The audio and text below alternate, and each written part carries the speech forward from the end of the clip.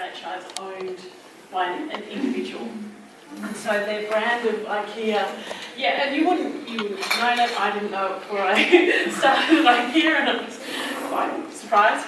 But essentially what it means is the brand, what you see in Ikea was quite, not washed down, but limited, because they only had themselves and sort of the franchise model that they existed within. So I sit within a function that's global. We have a Chief Sustainability Officer that sits in Malmö, Sweden. I'm the Chief Sustainability Officer for Australia. And just the fact that this job even existed, 18 months ago when I started, or before that even, I got to the point in WA where I thought maybe doing that PhD was not a good idea, because nobody was employing me because I was too qualified. So thankfully, Ikea came to the rescue. And so essentially I'm doing much of what I did in the local government sphere, but on a much larger scale. And I'd like to say that I'm actually winning. Kicking goals where I wasn't doing very well in government. So I'm still a bit scarred by that process. So let me take you through what Ikea is. This is our beloved Ingvar. Ingvar died this year, went to the big blue box in the heavens. Ingvar started Ikea 75 years ago, which sounds like an enormous amount of time for a company to be still existing, but that is the truth. And he started the furniture business in a room not much bigger than a lift space. So, and in a part of Sweden that was, they didn't have a lot of resources. They were pretty much poor, mostly poor, working families. They worked on the land. There was a lot of rock, and so they developed this persistence and stamina and resilience. And he really came to the market with an idea that you could do more with less. And so waste was one of his big kind of bugbears, and he has a lot of sayings, and that is what you see up there is one of them. He came with this idea that waste is a sin. So I'm going to talk to you about how we deal with resources as a large multinational company, and what that looks like, and where we're going with that. Oh, let's try that. So, what you won't know, hang on, is how Ikea actually works. Hopefully we've got sound. Yay!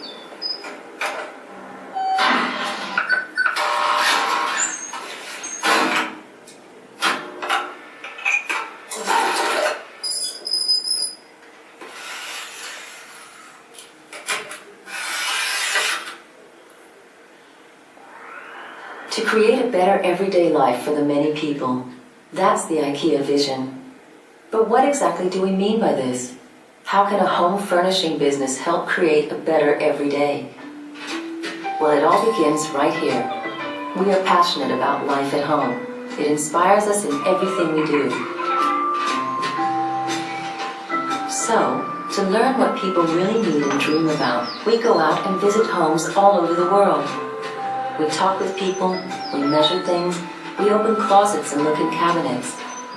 We focus on the many people, especially those with thin wallets, because we believe good home furnishing is for everybody. All of these conversations give us valuable insights that we use as the starting point for developing our products and home furnishing solutions. We put our heads together and work hard to come up with affordable ideas to make everyday life at home a little better by creating home furnishings that combine good quality, form, function, and sustainability with the lowest possible price. We call this unusual combination democratic design, and it's what we believe makes our products unique. This all sounds good, but how is it even possible? Well, the short answer is, we're never satisfied. We're constantly looking for new and better ways to do things. We turn problems upside down, invent new techniques, try new materials, and continuously refine our production and distribution. To us, true innovation happens when we can connect knowledge about life at home with our experience and discoveries throughout the entire value chain. We form long-term partnerships with suppliers and together design our products, often on the factory floor, always striving to do things in a better way, using resources carefully and sustainably, with higher quality at a lower cost. This helps us achieve the low prices that make it possible for many more people to buy our products. And because we work with high volumes, we can lower costs even more. And that lets us lower prices all over again. We are also continuously looking for better ideas for transport and logistics. We send as many containers as possible, directly from factories to stores, package products in flat packs whenever we can, and redesign packaging and pallets to make sure that not a single bit of space is wasted, and that we use as little fuel as possible. All of this finally leads us back home, where we meet our customers every day to offer ideas and hopefully inspire people to make a change. We love to share our passion for life at home, and the idea that with little means, we can all enjoy big improvements. Our relationship with our customers is a partnership. Together we save money. But let's back up for a moment. Producing, distributing, and selling high volumes requires resources, factories, and energy, and involves many people along the way, doesn't it? How do we make sure that this process is sustainable and adds to a better everyday life? Well, since we drive the entire process from forests and fields to factories and stores and into people's homes, we can influence every step along the way. We are working towards having an overall positive impact on both people and the planet, and have made a commitment to use resources responsibly and produce more renewable energy than we consume, continuously improve working conditions, and help to create a better everyday life for people and communities touched by our business. And because we believe that living sustainably shouldn't be a luxury that only a few can afford, we want to inspire the millions of people who visit us with affordable products and solutions that enable a more sustainable life at home. Sustainable growth is also about making long-term investments. The Ikea Group is owned by a foundation and is therefore not listed on the stock market and doesn't depend on investors. This lets us think and invest in the long term. Our principle is to earn money before we spend it. In fact, our profits can only be reinvested, used for charitable purposes through the Ikea Foundation, or saved for a rainy day. Never being satisfied. It's about continually making big and small improvements and building Ikea together for today and into the future. At Ikea, we are individuals from all over the world, united by a shared vision and values that we believe are more relevant today than ever before. Ideas like being careful with money and resources and doing more with less are not only shared by us, but by people everywhere. And that's why we will keep working hard together, learning and improving every day, making mistakes and trying again. We want our business to continue to grow because we want to reach even more people around the world and help make everyday life a little better. Okay, so how does that work in Australia? So yeah, we sit within a global company. They are a multinational company. They're a privately run, still family-owned company. So that means that we don't have shareholders. So we don't list on ASX. All of those decisions that other companies can't make, we can make because we are the shareholders, those of us that work in Ikea. So in Australia, the biggest role that we have with both our co-workers and our customers is actually shifting the focus around what is waste, and that waste is actually a resource. So in Ikea, we absolutely treat waste as a resource, but you don't get to see it because it's all behind. At the back of all the stores, there is at least 10 bins that are divided. And so all of our co-workers know and are measured on the amount and the ability to divide the waste. Now, Perth will have to kind of lift the game a little bit, but they're not too bad. You know, Perth diverts 70% of their waste. Nationally, we're somewhere between 80 and 90. That's a massive number for a company of our size. And it's not something that other companies do at all, if ever. So one of the big things that for Ikea is actually moving into, how do we do that? What does that look like? So in sustainability worlds, we talk about a waste hierarchy, and we've absolutely adopted that. In Europe, they do a lot of waste to energy. I'm going to fight for that not to happen in Australia, unless it's something that we absolutely can't do something else with. I don't know that we're at that point yet, and we've got a long way to go as a nation. The other sort of next step for us, because sustainability has pretty much well and truly been integrated fully from top to bottom throughout the company, our next step is to look at, so we've integrated sustainability, how do you actually operationalise that? Where do you go to from there? We have the principles of sustainability, but what do you do with that? So circularity has been really the next thing for where our focus as a company will be.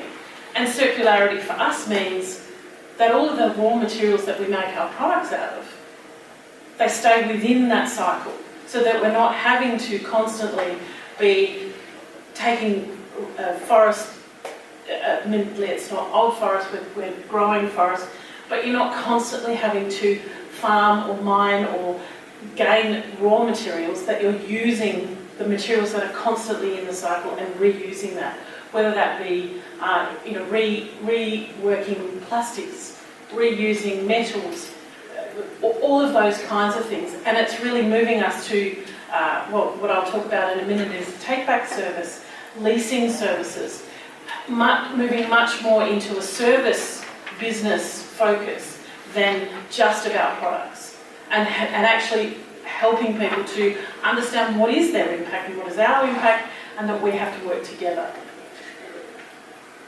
This is how it works in Australia. So from a structural framework perspective, we have a global strategic goal for Ikea. We call it a People and Planet Positive Strategy for 2030. It's our second strategy. The first one was in 2012. It's just been updated. Some of the key commitments within that is circular by 2030. So all of our operations and all of our activities will be circular. So no waste, zero waste will be sitting within that commitment. You may have heard we've also gone to banning single-use plastics by 2025. So those are really big commitments that a company of our size we can make. And we will collaborate and work with small organisations to also get us past that line. In Australia, it is quite difficult to work in this space because, as you would all know, we have very little in the way of direction from the federal government, and the state governments are hampered by that. The three drivers for us are, and this is our global strategy, and we will do the same in Australia, is healthy and sustainable living, making sure that all of our products are made from renewable materials, made from recycled products, can be recyclable, all of those things that you would expect from the products that you would use every day. The 100% circular and climate positive. And that's a really big one for here. In Australia, renewable energy is really difficult at a corporate level. We have 20,000 solar panels on the eastern seaboard on all of our stores and buildings, but getting more is extremely difficult, and batteries are still not even vaguely economically viable, and that's really a no-brainer. So there's a lot of work for us to do to actually work with the government to get those things happening. Fair and inclusive is all about how do we help both our suppliers and the other companies that we work with, plus ourselves, to be completely gender equal. 50% of our managers are women, and I think we're almost at gender parity. We don't talk about that, and the thing that we will be doing much more is actually communicating out to the market and to our customers all of these amazing things. One of the things that's probably held us back is the humility. Swedish people are very humble, and they don't talk about all these things because A, it's normalised, Why wouldn't you put solar panels on your roof? Why wouldn't you employ anyone if they're capable? But it's held us back, and we're getting kind of spoken next to the other retailers who don't do this stuff, and that's not what we would like. We want to be able to share all the amazing things that we do with as many people as we can. So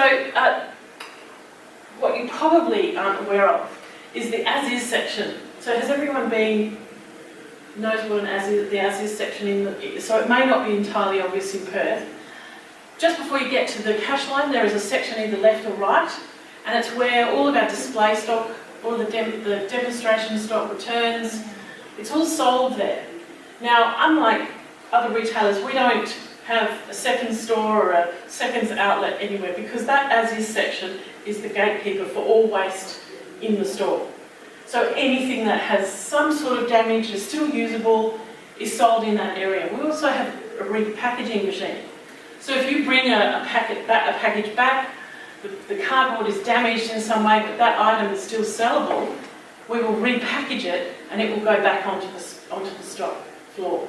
That's not something that other retailers do. But we haven't really been very vocal about why and how we do that, mainly because of that humility. So the other really important fact is that everyone is part of this journey, from the cleaners right up to the CEO. We all have KPIs related to waste and recycling and resources. And that's really the only way to do it. So you heard about the 5 points of democratic design. The new design principles for circularity is really pushing the design of our products into the 21st century. They absolutely have to be disassemblable and reassemblable. And those are the things that have been probably the major criticisms for IKEA furniture. Is it's too hard to take apart, it's too hard to put back again. How do we make sure that that is not the case? And also making sure that it's recyclable at the end of its life. Making sure that it's designed for a long life. All of our products are already designed for 25 years, minimum standard. But have we communicated that out to the market? Probably not. And the other thing is, we're absolutely having to design for take-back programs. So has everyone heard about the take-back program in Tempe that we've been trialling? Again, West Coast, probably we don't get to hear very much over here. I'll talk about that in a second. The biggest issue that we have is this perception that we have as humans that if something is priced low, then it must have low value. And that is so far from the case for IKEA furniture. The design process for all of our products is anything up to 7 years before it even gets to the shop floor. That's not the same process that other retailers who will remain nameless. Our products are absolutely designed for you to have them in your life for as long as you need them. But perhaps what we need to do is actually communicate better about how to look after your furniture. Furniture will not last on the verge after it's been rained on and birds have been pooing on it. It's not made for that. So let's have that conversation about how to look after your furniture and also how to repair it. And that's absolutely what we're trying to do with the Tempe Take Back. So in Tempe we're trialling you being able to bring back your furniture, IKEA furniture, that you've used but don't need anymore. We will exchange it for a voucher. You bring it back to us, we check it for safety, make sure that it's still good, and then we sell it in the as-is section. And already the trial's been going for a couple of months, and the products are running out the door faster than we've anticipated even. And that's really amazing. That means that people really want to do that. And we don't care whether you have a first-hand or a second-hand IKEA furniture. The point is, if you need furniture in your house, we would much prefer that you understood where that product